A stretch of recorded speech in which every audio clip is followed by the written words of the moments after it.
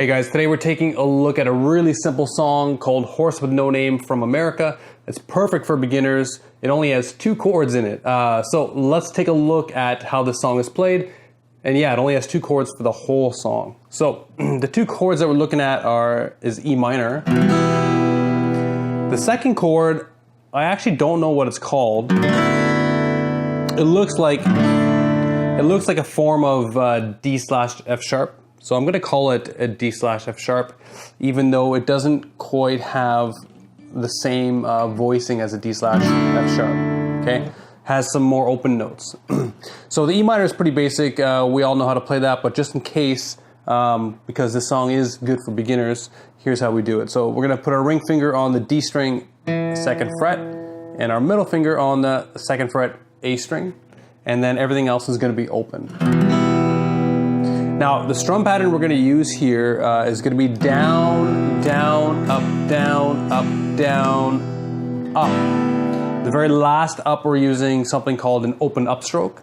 The open upstroke is just a transition technique. It's going to help us change to the next chord without sounding robotic or having some kind of choppiness there. It's going to help us feather the change. So down, down, up, down, up, down, up. We change to the D slash F sharp, the open version of it. And we're going to put our middle finger here on the low E string 2nd fret, and our ring finger is going to go to the G string 2nd fret. Everything else is going to be open.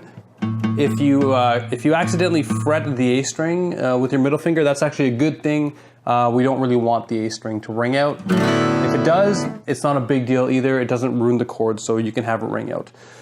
For myself, I choose to mute it.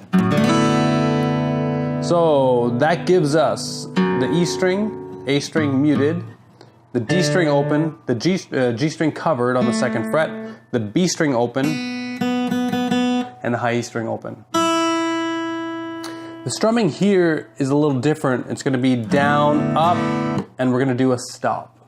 Okay, so down, up, stop, and then up, down, and then an open up to change back to the E minor chord. So here's what they both look like together. So down, down, up, down, open up, down, up, stop, up, down, open up.